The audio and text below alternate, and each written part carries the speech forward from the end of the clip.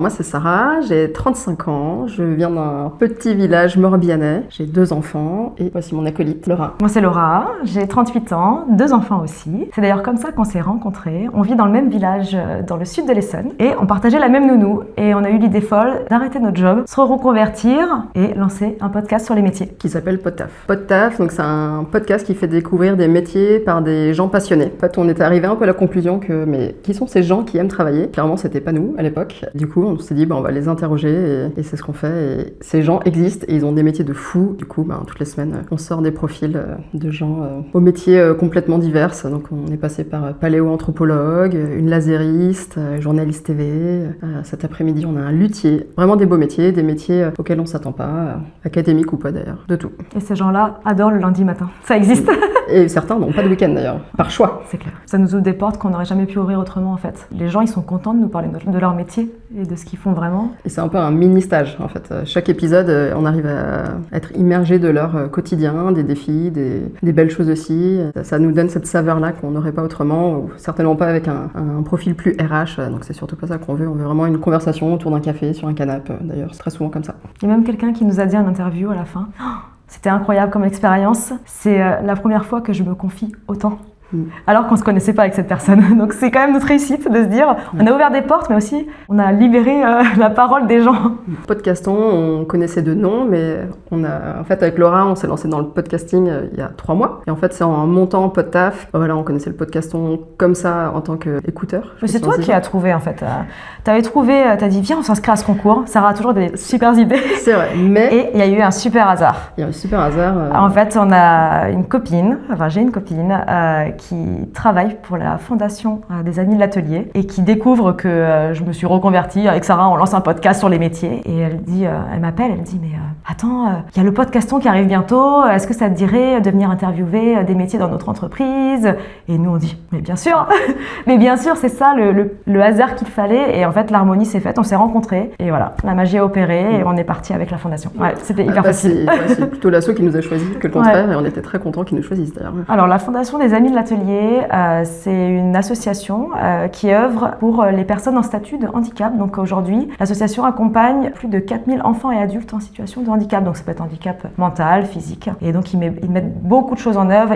Ils sont beaucoup de salariés. Ils sont 2500 salariés quand même à œuvrer dans cette association. Donc c'est une très belle association. Et surtout, ils accompagnent sur tout le cycle de vie en fait, de la maternelle jusqu'à la fin. C'est vraiment très beau ce qu'ils font. C'est des personnes qui se dévouent et surtout ils couvrent un spectre de métiers très large.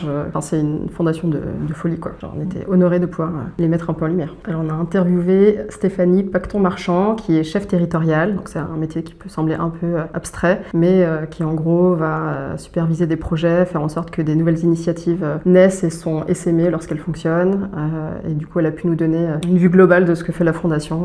C'était très beau. Et d'ailleurs, cette personne-là, avant d'être à la fondation, a longtemps travaillé en psychiatrie. Donc, il y a tout cet aspect aussi assistance sociale qui rentrait en jeu. Donc, l'épisode est particulièrement touchant. Et je pense qu'elle représente bien, elle met en avant ces personnes qui dévouent leur carrière, leur vie aux autres. Ouais, trop beau. Le podcaston, c'est un événement caritatif, c'est un des plus gros au monde, qui met en avant une association du choix du podcasteur. Voilà. On est très fiers d'y participer. Plus gros événement caritatif dans la sphère du podcast, en tout cas. La générosité, c'est donner sans rien attendre en retour. Enfin, tu donnes de ton temps, ton énergie, de l'argent, évidemment, quand on peut, quand on a les moyens, mais pas que. Et penser aux autres sans chercher le bénéfice derrière. Très bien résumé, rien à rajouter.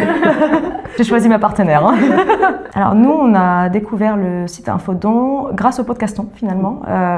On donnait à des associations librement finalement par choix parce qu'on avait quelque chose de légitime dans notre famille qui nous parlait plus, donc on choisissait cette association-là. Ou alors on donnait plus parce que c'était des grandes campagnes de sensibilisation et donc on connaissait l'association. Et là en fait Infodon, ça regroupe tout à un seul endroit pour avoir toutes les infos sur comment donner, à qui donner. Moi j'ai trouvé ça très pertinent quand j'ai découvert ça finalement grâce au podcast.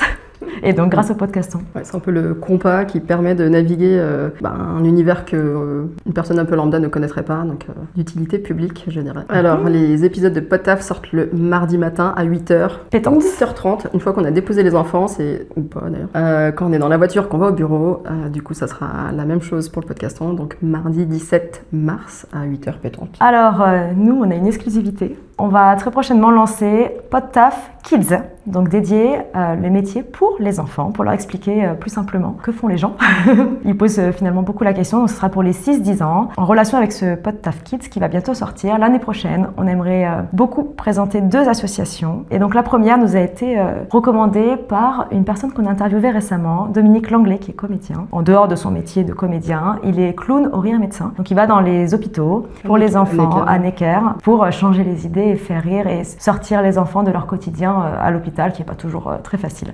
Et donc on voudrait aller à la rencontre des personnes du Rire Médecin l'année prochaine. Et on a aussi une autre association qui nous a été recommandée par une autre personne. Assez récemment, on a interviewé Sandy Héribert, qui est journaliste sportive télé et qui est marraine de mécénat chirurgique cardiaque. Elle nous a raconté, forcément, ça donne des frissons et ce serait un honneur de pouvoir les mettre à l'honneur. C'est des chirurgies cardiaques d'enfants. Et du coup, pareil, les Rires Médecins, c'est pour les enfants. Et en tant que maman, ça fait tout sens. On espère PodTaf Kids l'année prochaine, au rendez-vous du Podcaston 2027.